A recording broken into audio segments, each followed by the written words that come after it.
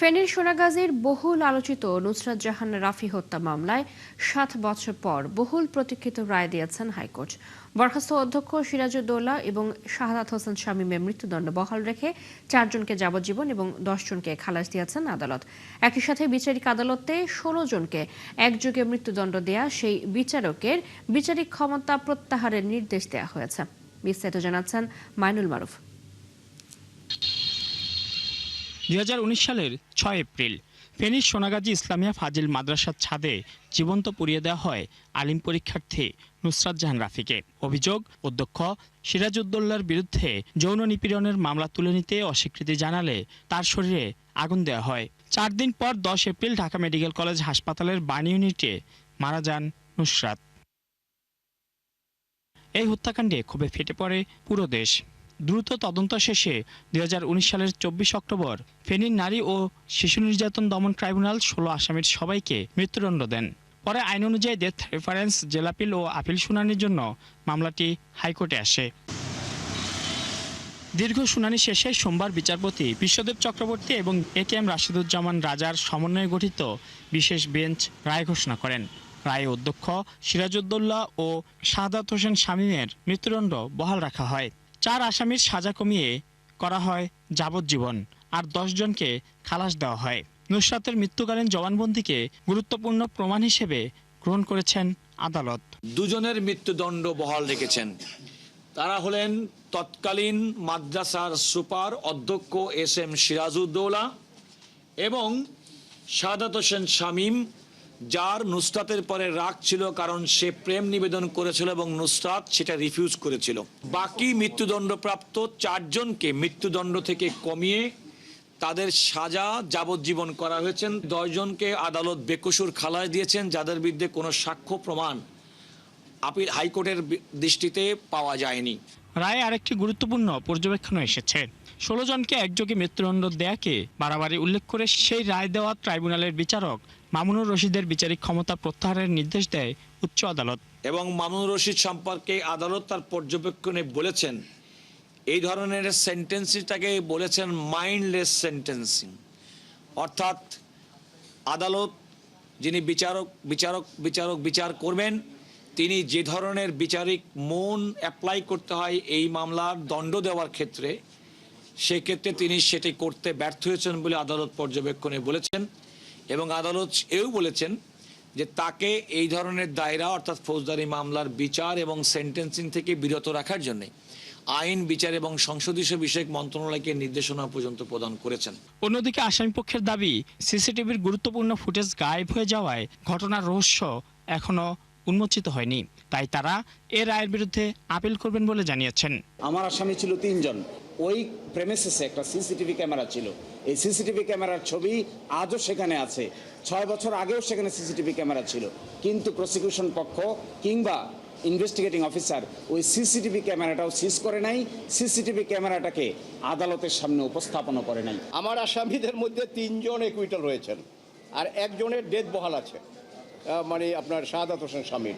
নুসরাত হত্যা মামলার ১৬ আসামি বর্তমানে কারাগারে রয়েছেন।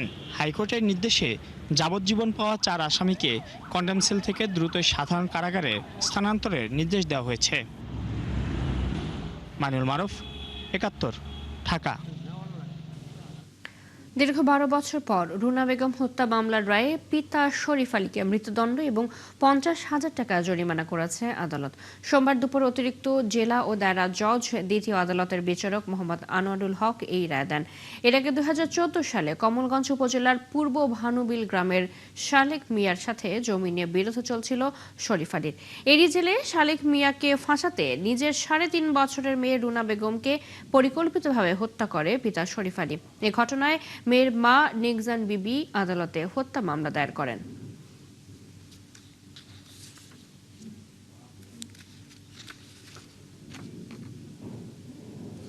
জামালপুরে নারী ও শিশু নির্যাতন দমন ট্রাইব্যুনাল ১-এর ৬টি মামলার রায় হয়েছে। ৩ আসামিকে যাবজ্জীবন কারাদণ্ড দিয়েছেন আদালত। সোমবার দুপুরে বিচারক মোহাম্মদ আব্দুর রহিম পৃথক মামলা গড়ে রায় দেন। অপহরণ ও ধর্ষণ মামলায় সানোয়ার হোসেনকে যাবজ্জীবন এবং 1 লাখ টাকা জরিমানা করা হয়।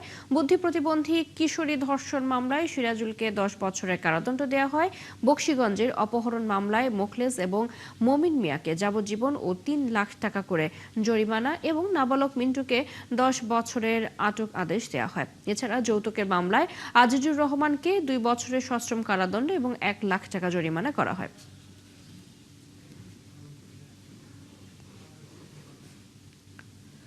রংপুর জেলা স্কুলের সাবেক শিক্ষক গণপতি চক্রবর্তীর পরিবারের 4 সদস্যকে হত্যার ঘটনায় গতরাতে আদালতে স্বীকারোক্তিমূলক জবানবন্দি দিয়েছে গ্রেপ্তার 2 তরুণ। জবানবন্দি শেষে তাদের কারাগারে পাঠানো হয়েছে। তবে ইয়াবা সেবনে বাধা দেওয়ায় তাদের হত্যা করা হয়। পুলিশের এই দাবিতে সন্দেহ প্রকাশ করেছেন নিহত শিক্ষকের স্বজনসহ রংপুরের সচেতন মহল, যদিও তা উড়িয়ে দিয়েছেন পুলিশ কর্মকর্তারা। বায়েজিদ আহমেদের তথ্য ছবিতে প্রতিবেদন। গণপতি চক্রবর্তীর নির্মাণাধীন বাড়ির ছাদের কার্নিশে এখনো বসে আছে কবুতরগুলো। তারা জানে না যে মানুষগুলো প্রতিদিন খাবার দিতেন কোনোদিন আর ফিরে আসবেন না। 4 দিন আগে বৃহস্পতিবার রাতে রংপুরের এই বাড়িতেই নৃশংসভাবে হত্যা করা হয় গণপতি চক্রবর্তী, তার স্ত্রী এবং 2 সন্তানকে। রোববার রাতে তাদের শেষকৃত্য সম্পন্ন হয়েছে। তবে চাঞ্চল্যকর এই হত্যার নেপথ্যের কারণ নিয়ে দেখা দিয়েছে নানা প্রশ্ন, যদিও পুলিশ বলছে ইয়াবা সেবনে বাধা দেয় এই হত্যাকাণ্ড। মুগ্ধ দাস এবং সিদ্ধার্থ পাশের বিল্ডিং এর উপর দিয়ে ওনাদের ছাদে আসে। তবে পুলিশের এই দাবি নিয়ে সন্দেহ প্রকাশ করেছেন ওই শিক্ষকের স্বজনসহ এলাকাবাসী। তারা বলছেন একটি বাড়িতে একের পর এক 4 জনকে হত্যা করা হলো, অথচ আশেপাশের কেউ কিছু টের পেল না। এত বড় একটা লোমহর্ষক ঘটনা ঘটলো কিন্তু কেউ জানলো না, এটা আসলে একটা রহস্যে ঘেরা আমার কাছে মনে হইলো। যে বাড়ির ছাদকে টপকিয়ে সে আরেকটা বাড়িতে আসলো, অবশ্যই সে বাড়ির লোকজন কেউ না কেউ বা আশেপাশে কোনো বাড়ি থেকে কেউ না কেউ দেখে ফেলেছে। সেটা শুরুতে ঘটনাটি ডাকাতি বলে ধারণা করেছিল পুলিশ, তবে কয়েক ঘন্টার মধ্যেই বদলে যায় সেই বক্তব্য। এতে মানুষের সন্দেহ বাড়ে। তাদের দাবি এই হত্যার পেছনে আরো শক্তিশালী চক্র রয়েছে। আমার মনে হয় এই জিনিসগুলো একটু খতিয়ে নেওয়া দরকার, যে 2টা ছেলে কিভাবে 4টা মানুষকে একের পর এক খুন করে ফেললো। যেই মাদকাসক্তরা, এদের দ্বারা সবকিছু সম্ভব। তো এখানে আমরা চাচ্ছি এটা বিচার বিভাগীয় একটা তদন্তের মাধ্যমে, সুষ্ঠু এবং নিরপেক্ষ তদন্তের মাধ্যমে যেন এই ঘটনাটার বিচার হয়। এই ঘটনায় গ্রেফতার 2 তরুণের পরিবারও বলছে এর আগে তাদের সন্তানদের বিরুদ্ধে কোনো অভিযোগ ছিল না। তবে আদালতে দোষ প্রমাণ হলে শাস্তি চান তারাও। আমার সন্তানকে যে ছেলেরা নষ্ট করছে সেও তো ধরা পড়ছে, তাদের কাছেই সরকার দেখুক যে আসলে এটা কি করা যায়। আমার ছেলে ভালোই ছিল, আমার ছেলেটাকে নষ্ট করে দিলেই ছেলেটাই আমার কখনো বিশ্বাস হয় না 2 জনে এত বড় অন্যায় কাজ করতে পারে। এদিকে রোববার রাতে আদালতে স্বীকারোক্তিমূলক জবানবন্দি দেওয়ার পর গ্রেফতার 2 তরুণকে কারাগারে পাঠানো হয়েছে। পুলিশ জানিয়েছে বিভিন্ন আলামত, ফরেনসিক তথ্য, ময়নাতদন্ত এবং সিসিটিভির ফুটেজ মিলিয়ে দেখা হচ্ছে। স্বীকারোক্তি যেটা দিয়েছে, খেজুর খেয়েছে, সিগারেট খেয়েছে, নিশ্চয়ই তাদের প্রোফাইলের সঙ্গে ম্যাচ করবে। যদি সত্যি তারা থেকে থাকে ম্যাচ করবে, এবং যদি তারা খেয়ে থাকে। একটি পরিবারের 4 সদস্যকে নৃশংসভাবে হত্যার এই ঘটনা অত্যন্ত উদ্বেগজনক মনে করছেন রংপুরের মানুষ। মাত্র 2 জন মাদকসেবী কিভাবে একটি পরিবারের 4 সদস্যকে হত্যা করলো সেটি নিয়ে অধিকতর তদন্তের দাবি তাদের। বনশ্রী হালদার, 71। চিত্রনায়ক সালমান শাহ হত্যা মামলায় গ্রেপ্তার আশরাফুল হক ডনের 7 দিনের রিমান্ড আবেদন করেছে সিআইডি। আগামী 27 আগস্ট রিমান্ড শুনানির দিন নির্ধারণ করা হয়েছে। সিআইডির দাবি, ডনকে পুলিশি হেফাজতে জিজ্ঞাসাবাদ করা হলে হত্যার প্রকৃত রহস্য উদ্ঘাটন সহ অন্য কেউ জড়িত থাকলে সে বিষয়েও তথ্য পাওয়া সহজ হবে। একই সাথে সহযোগীদের অবস্থানও শনাক্ত করা সম্ভব হবে বলে মনে করছে তদন্ত সংস্থাটি। এছাড়া বিদেশ যাওয়ায় নিষেধাজ্ঞা থাকা সত্ত্বেও তার পালানোর চেষ্টার নেপথ্যে কারো প্ররোচনা ছিল কিনা তাও জানা যাবে বলে মনে করছে সিআইডি। গত 9 আগস্ট ঢাকার বিমানবন্দর এলাকা থেকে ডনকে গ্রেপ্তার করে ইমিগ্রেশন পুলিশ। একই দিন তাকে আদালতে হাজির করা হলে তদন্ত শেষ না হওয়া পর্যন্ত কারাগারে রাখার আবেদন করা হয়। শুনানি শেষে আদালত তাকে কারাগারে পাঠানোর নির্দেশ দেন।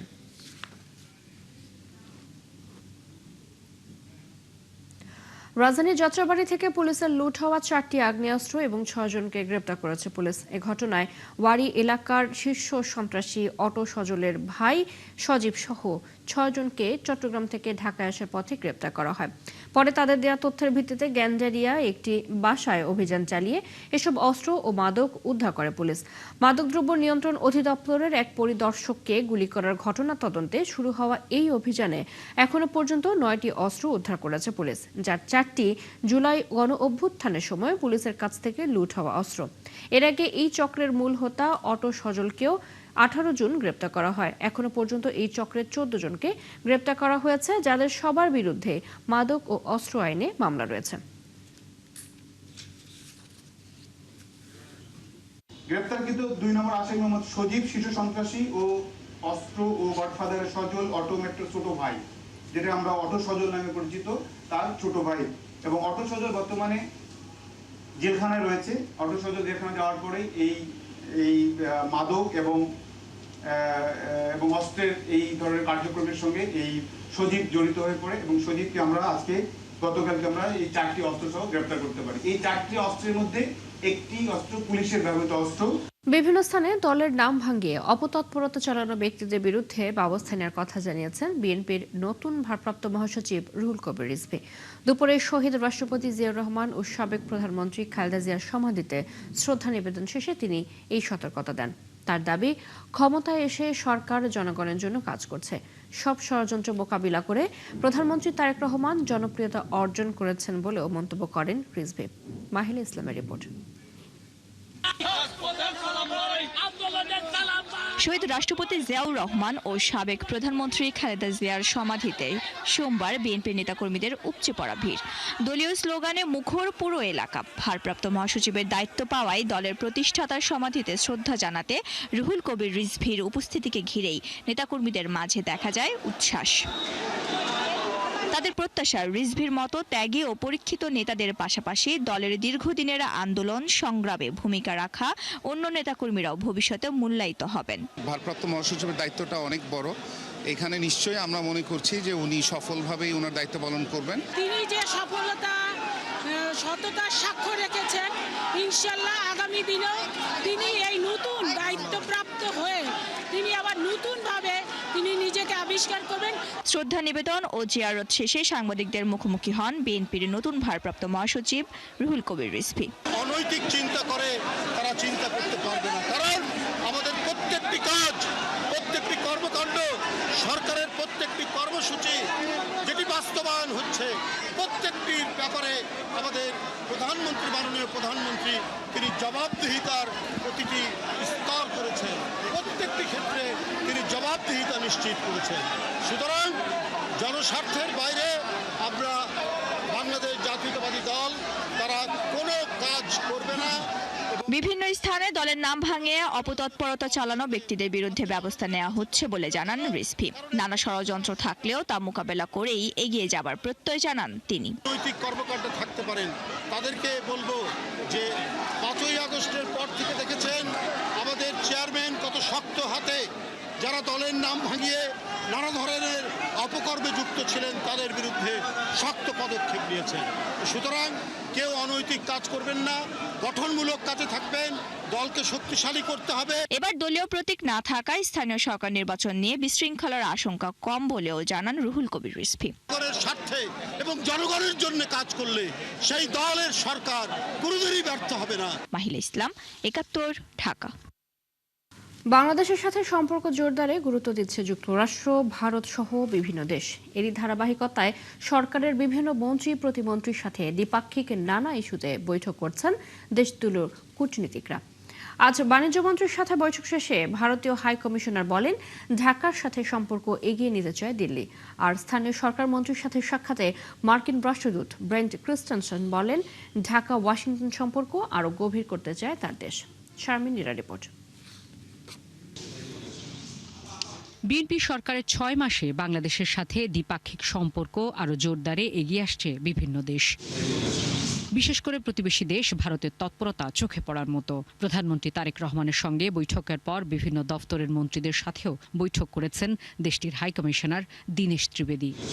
সোমবার বাণিজ্যমন্ত্রীর সাথে বৈঠক শেষে ভারতীয় হাইকমিশনার বলেন, দুদেশের অর্থনৈতিক সম্পর্ক এগিয়ে গেলে সেই পথে এগিয়ে যাবে রাজনীতি। তার মতে পারস্পরিক নির্ভরশীল সম্পর্কই স্থায়ী সমাধানের পথ। ইন্টারডিপেন্ডেন্সি ইজ এ পার্মানেন্ট সলিউশন। অর্থনীতি রাজনীতি থেকে আগে চলে যায়, তখন রাজনীতি ওর পেছনে পেছনে যায়। অর্থনীতি হবে লোকেদের উন্নয়নের কাজ। আর যখন লোকেরা ভাববে যে এই রিলেশন আমাদের সবার জন্য ভালো, তাহলে পলিটিক্স কম্পালশন হয়ে যাবে। তাহলে দুটোই ইম্পর্টেন্ট আছে। বাংলাদেশ ভারত ব্যবসায়িক সম্পর্ক বাড়াতে আলোচনা চলছে বলে জানান বাণিজ্যমন্ত্রী। পট পরিবর্তনের পরে দুই সরকারের তরফ থেকে বা দুই রাষ্ট্রের তরফে অনেকগুলি বিধিনিষেধ এসেছে।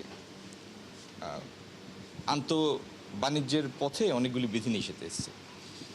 But even defying those restrictions, গত বছর দুই দেশের মধ্যে আন্তঃদেশীয় বাণিজ্যের পরিমাণ প্রায় $13 বিলিয়ন। তার মানে ইকোনমিক কনসিডারেশন অনেক সময় অনেক কিছুকে ছাপিয়ে যায়। এদিন সচিবালয়ে স্থানীয় সরকার মন্ত্রী ও প্রতিমন্ত্রীর সাথে বৈঠক করেন মার্কিন রাষ্ট্রদূত ব্রেন্টি ক্রিস্টেনসন। পরে সাংবাদিকদের স্থানীয় সরকার প্রতিমন্ত্রী জানান, বাংলাদেশের বিভিন্ন খাতে বিনিয়োগে আগ্রহী যুক্তরাষ্ট্র। আমাদের এখানে water supply, waste management, renewable energy, এই বিষয়গুলোতে আমরা নোটিশ করেছি যে তারা ইনভেস্ট করতে পারে পিপিপি মডেলে, পাবলিক পার্টনারশিপ মডেলে।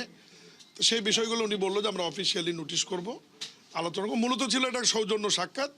এর ফাঁকে আমাদের পলিসি, সরকারের পলিসি নিয়ে আলোচনা হয়েছে। তার দাবি, নানা বিষয়ে সরকারের কাজে সন্তুষ্ট মার্কিন যুক্তরাষ্ট্র।